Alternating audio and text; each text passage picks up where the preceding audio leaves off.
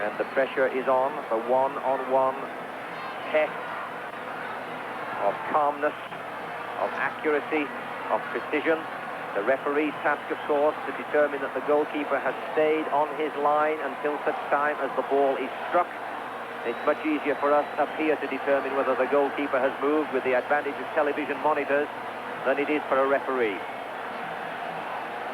Joel Batts of France this morning, remarkably well disciplined, and although, as Tony Waiters pointed out in his analysis, he did move a little bit, compared to some modern-day goalkeepers, he was exceptionally well disciplined and played superbly in the French goal. And in any instance, this is almost always a sure goal, but as we saw this afternoon, the great Michel Platini, and with the pressure or whatever it was, he managed to miss a shot. So you never know what's going to happen when that person steps up to this ball. So the Germans, with their legs elevated to drain the waste products from these very tired limbs and bring some degree of refreshment to them before they have to stride up and strike this ball from the penalty spot. In their case, hopefully past the Mexican goalkeeper Larios, and of course the same true for the Mexicans, hoping that their legs will stand it and their characters will stand the pressure, and that they in turn can stroke the ball past Tony Schumacher 5 times. The penalty spot, 12 yards away from the goal line, 10.97 meters. The goal mouth that the goalkeeper has to defend, 8 feet high to the crossbar, or 2.44 meters, 8 yards wide, or 24 feet, or if you prefer metric measurement, 7.31 meters. It should be that no goalkeeper can ever stop a penalty kick if the ball is stroked fast enough and wide enough, and if he was still on his line at the moment the ball was struck. But as we've seen already in this World Cup, this has happened on more than one occasion, not only this morning or earlier today, but also during normal games when the full 90 minutes have been played and penalties have been awarded. There we see the Mexican coach, Bora Milutinovic, going out, and the referee and Tony Schumacher mentally preparing himself for the task of defending the German goal against the initial 5 Mexican penalty shots. And it'll be interesting, of course, for Mexico to see if Hugo Sanchez steps up to take a penalty, of course, having missed the last one that he took against Paraguay that could have won the game for them. So there's a little bit going through his mind, I'm sure. So it can be 0-0. Hero if you do the job, and goat if you do not. So the pressure is unquestionably there, but more pressure than anything else is brought upon the player by himself.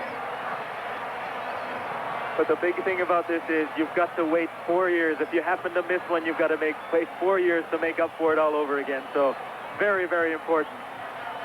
So for Mexico, 2 years of preparation come down to this. If they keep their heads and do their job, it's through to the semi-final for the first time ever. And the nation will rejoice, and we will not get sleep. And most people must think that they must practice these penalty shots all the time, but it's one of those things you can practice all the time, but when you step up to this ball with 47,000 people screaming, it becomes a totally different story. So Tony Schumacher is in the German goal.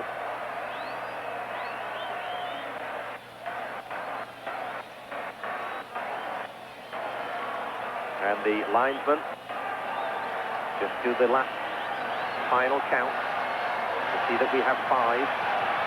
The Mexican team assemble in a very close group, hoping that they can will their players to shoot it over that goal line and beat Tony Schumacher. But first, Klaus Allofs takes the first kick for Germany against Pablo Larios. And the crowd are roaring. Roaring, of course, for 2 reasons. 1, to support Pablo Larios, and 2, to hope that they can destroy Klaus Allofs and distract him sufficiently. And on your screen now, that goal mouth doesn't look very wide. And where Klaus Allofs is, it probably doesn't look very wide. But where Pablo Larios is, it probably looks as wide as a huge river. But here it is. Penalty number 1, Allofs, West Germany, versus Larios of Mexico. And the crowd are roaring, and if he misses this, they'll roar even more. But he doesn't miss it. straight as a bullet. Larios goes the wrong way. West Germany won. A well-taken penalty by Alov. He waited. He knew exactly what he was going to do. He's left-footed, just opened up his foot, and right in the corner. Sent Larios the wrong way. But the goalie has to make a decision. Which way am I going to go? And he just happened to choose wrong. But a good penalty shot by Alov. Beautifully placed. No chance, and he pulls that jersey away from that throbbing heart. And now, Mexico against Tony Schumacher.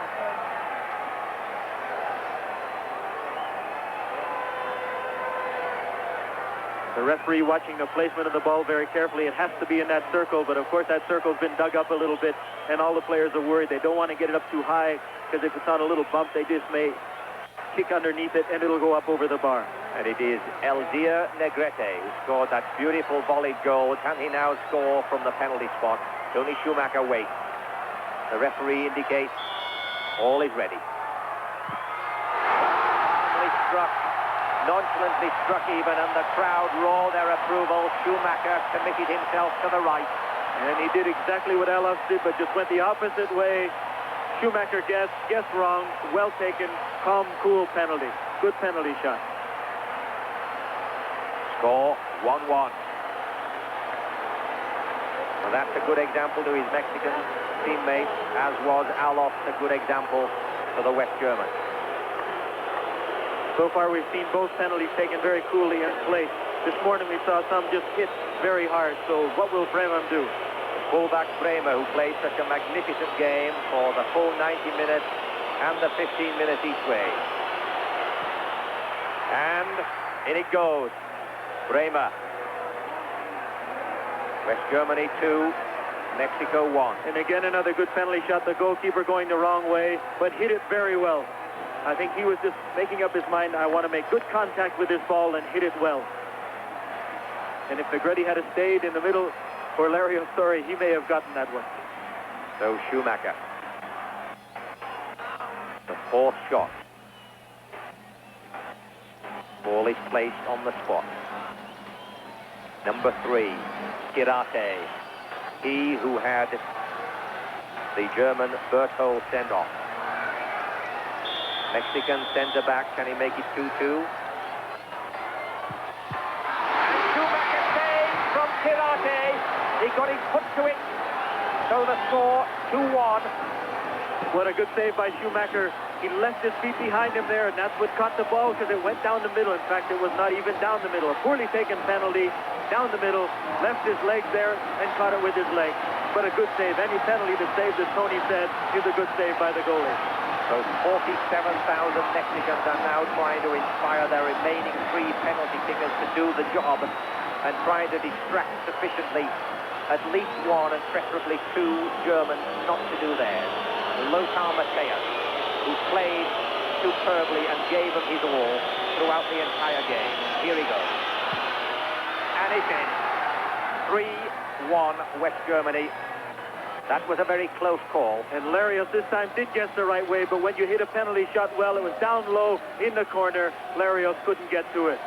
Well taken by Matthäus. Very unlucky for Larios. He went the right way.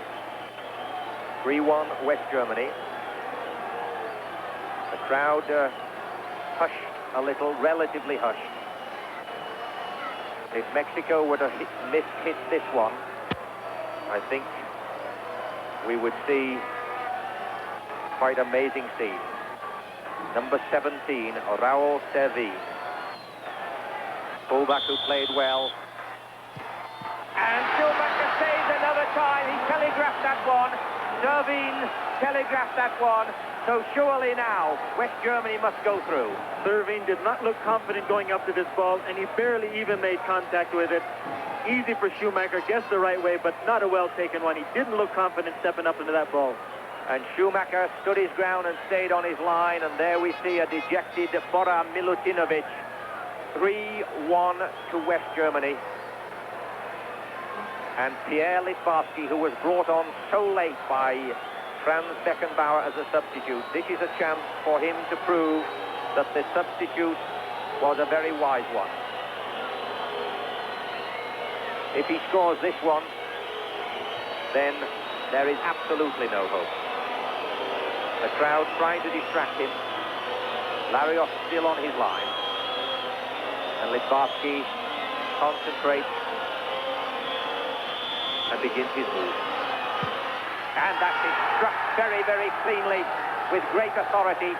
And West Germany it is who will meet France in the semi-final. And they can thank their coolness on penalties, but they can thank Schumacher, who saved 2 penalties. But what a lovely penalty by Littbarski. Stepped up and he just hits it very well into that corner. And so the West Germans celebrate as well they might. 90 minutes and no score, 15 minutes each way and no score, and 4-1 on penalties. Great calmness under pressure, and they will meet France in the semi-final. And for those who think it will be easy meet for France, they must think again, because West Germany, having survived this, will come on strongly in what should be a fine semi-final. And World Cup 86 on CBC Sport will continue after this message.